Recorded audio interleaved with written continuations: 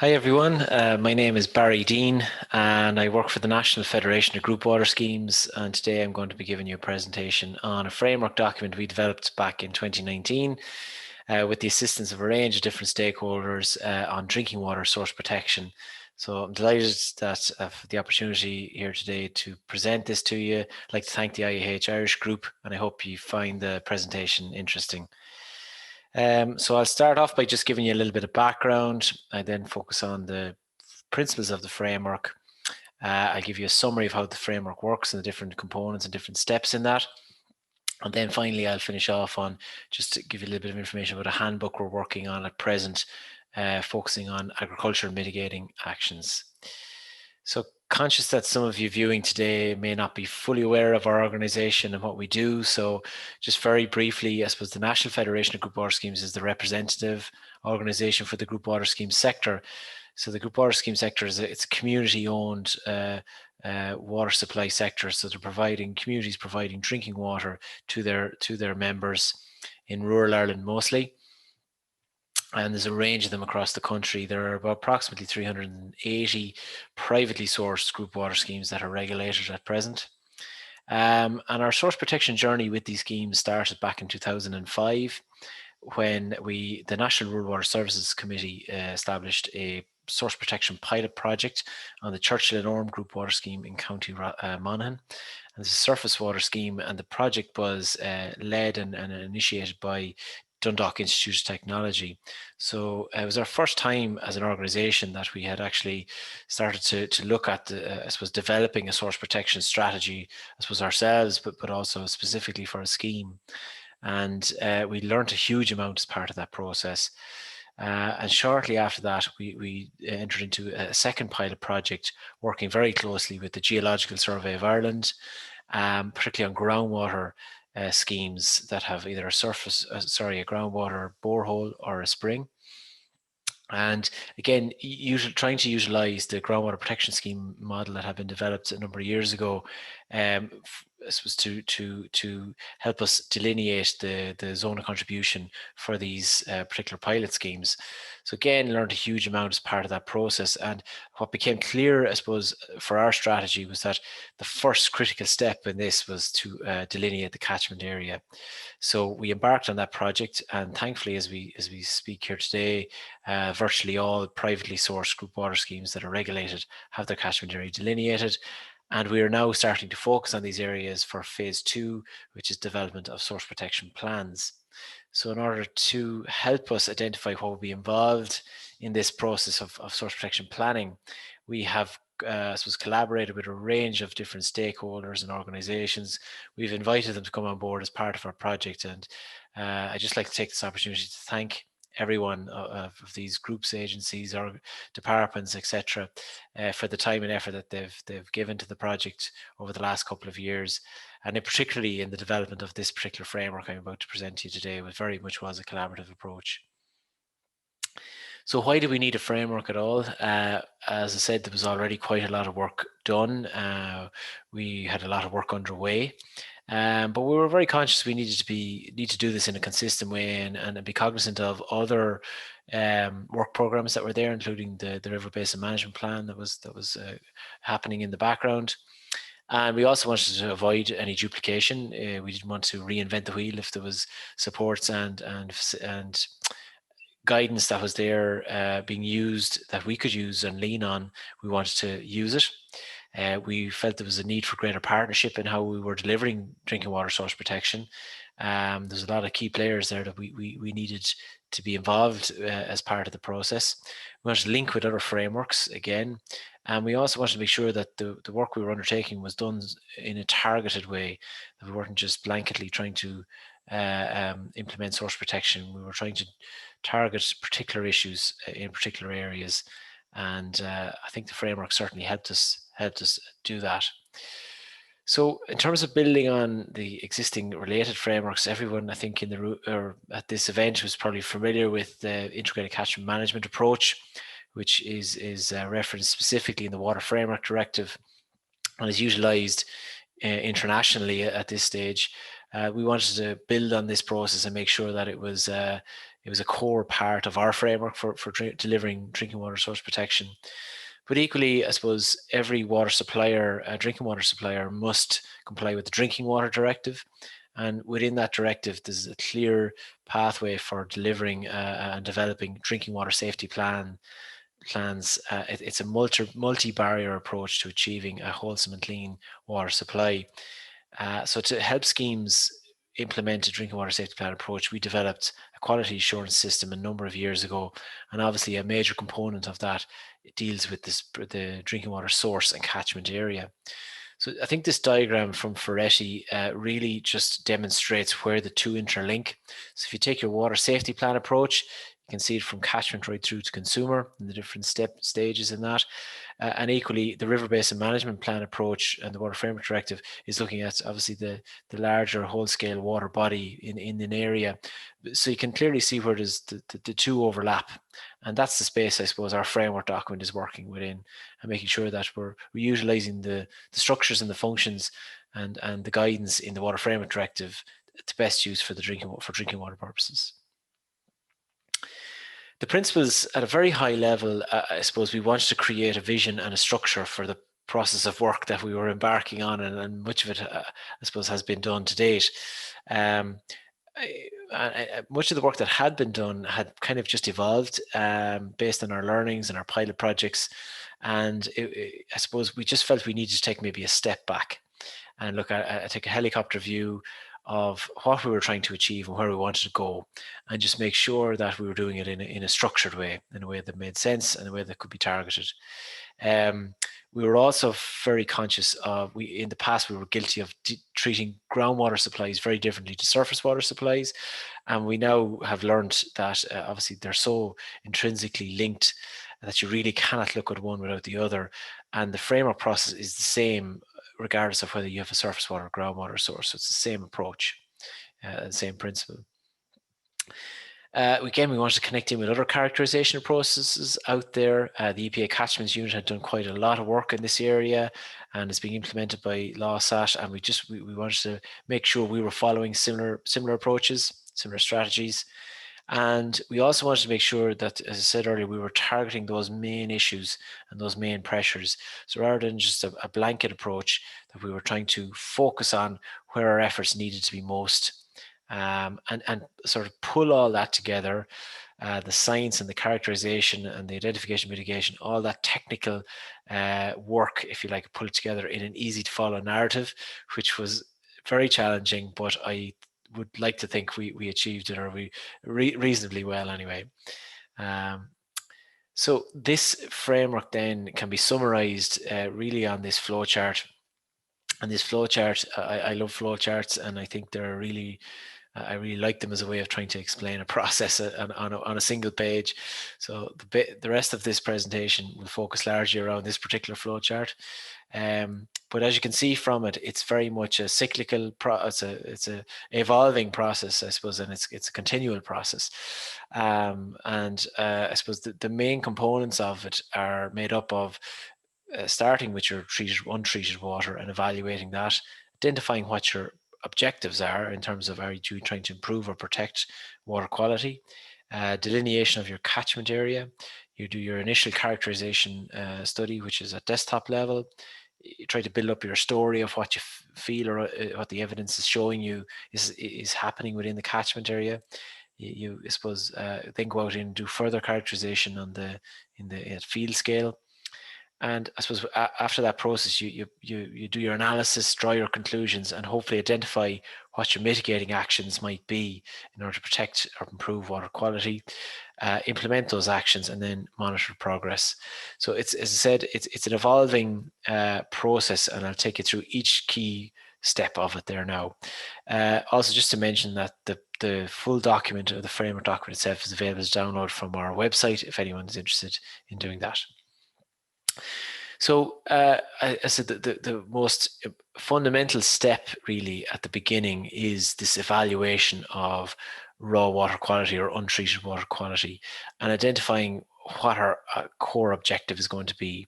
So for example, if we look at the analysis that we have available to us and we think the water quality is generally quite good, well then all we want to do is just maintain that and protect that into the future. If we're looking at a situation where our water quality is unsatisfactory, there's clearly issues, well then our objective is to focus on trying to improve that situation on the ground.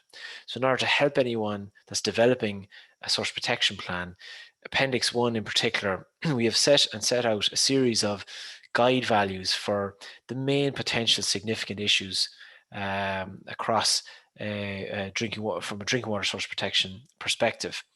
And these threshold levels are very useful because obviously if you're under the threshold level, your focus is geared towards a protect objective. Whether if you're above the threshold level, then your focus is now becoming an improvement objective.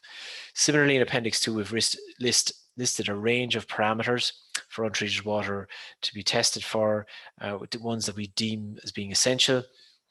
And again, some additional parameters there if the budget would allow for it. The second part of the process really is the delineation of the catchment area. And as I said earlier, much of this work has already been done for the group water scheme sector, but it is a fundamental step in the process because what it does is it clearly now gives you a relatively well-defined area that to focus your efforts on in terms of source protection. And that brings us on then nicely to the characterization process, because once we know the area, we can then start looking in more detail as to what we need to do. So, and develop our understanding, I suppose, of what's happening in that area. So again, if depending on whether your objective is improve or protect, the process is very, very similar here. You start off with your initial characterization, your desktop study. So pulling together all the available data that's there for this area, whether it be your maps in terms of vulnerability mapping, aquifer maps, susceptibility maps, soil maps, rock, trying to understand and develop, I suppose, what's happening and tell the interim story really of what the science is telling you, what the geology is telling you, what the landscape setting is telling you. And I suppose the next part of the characterization process involves actually field work or going out on the ground to effectively verify what your desktop study has told you. So you're verifying that you were either correct or maybe you were slightly wrong, and there's other things that need to be considered.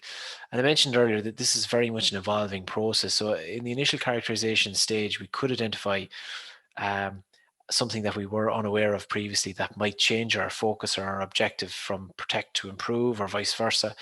And similarly at the fieldwork stage, I mean, we could find something out on the ground or on site that is clearly, might refocus our objectives as well. So again, the process evolves if it needs to, or can evolve if it needs to. As part of the characterization process, again, we've built on a series of models that are used and concepts that are used widely across the sector. Most of you are familiar with the source pathway receptor model. Obviously, if we can understand our source pressure, where it's coming from, or the pathway it might take before it hits our sources, it helps us particularly with mitigation. Also, our critical source areas are really, really important and a fundamental step in this process. And I suppose if we know our catchment area or our zone of contribution, and we know the areas within that zone of contribution that are more vulnerable or susceptible, and equally we know where a pollutant pressure is actually happening, or particularly from a diffuse perspective, if we know that pollutant is happening in this particular area, well then we can overlay those 3 bits of information, and that can identify for us what our critical source areas are in our catchment or our zone of contribution. And finally, in Appendix 4 then as well, we've some examples of very good conceptual models that have been developed over the years. And again, conceptually, this is just an example of Cool Group Water Scheme in County Galway. It was developed by Tobin's a number of years ago as part of their zone of contribution report. But again, very good visually sort of representing what we understand is happening underground or what science is telling us. And we've seen some very good iterations of these in 2D and again in 3D, even better again. So very important step to try and visually just explain, particularly to the group water scheme sector, what's happening. So the next element, if you like, of the framework focuses largely on the protection and the mitigation strategies that you might identify as part of the process. So again, depending on your objective here, protect, you're just trying to maintain and build upon, I suppose, what's already happening. It seems to be having a positive impact, and we're just trying to build on that. Whether in an improve objective, we really are seeking to try and have targeted actions and identify targeted actions. So we're looking at what the mitigating options might be, what's our understanding of where the pressures are, where the critical source areas are. I suppose then once we identify what our mitigating options are, implementing them on the ground, and finally then monitoring progress. And as I said, this is a continuous process. It's an evolving process. So we would hope if you're in a prove objective and you've implemented your measures, and over a period of time of monitoring, you would hope that the water quality will start to show the benefits of that. And if it doesn't, maybe we need to go back to our characterization, or equally we can change maybe our objective. Similarly, if we're in protection and our ongoing monitoring throws up a new threat or a new issue to be dealt with, we then have to go back to our characterization process and see how we handle and manage that. So to help identify the mitigation and protection strategies for anyone developing a source protection plan, Appendix 5 just pulls together, I suppose, an awful lot of already existing available information and links to other guidance. So it's a very useful appendix, I think, to help anyone that's developing this strategy, and points them in the right direction. And things like, for example, the EPA guidance on further characterization for local catchment assessment, the volume 2, that's being rolled out by the law SAT at present, is very, very useful document, and has clear, identifies and helps identify, I suppose, clear mitigation strategies in certain areas. Equally, in terms of agricultural issues and pressures, there's a considerable amount of work that's been done by Teagasc and by the Department of Agriculture. But what we felt was needed, we needed to sort of pull these together in a way that would help marry them with our framework approach, a framework document. So we've categorized them in Appendix 6 in a table format into source control, mobilization control, pathway control, or receptor in-stream works. And that's largely based around the transfer continuum, which is the landscape approach framework for diffuse pollution. So if we can understand what's happening if we can understand the source of pollution or where it's coming from, we can try and deal with it and mitigate against it at source level. Equally, if we understand how the pollutant becomes mobilized, there may be a series of actions or measures in which we can try to implement to prevent that from happening. In terms of delivery, or how the pollutant is being transported, the pathway it might take, whether it be overground, underground, are there barriers we can put in place? Can we break that pathway in any potential way?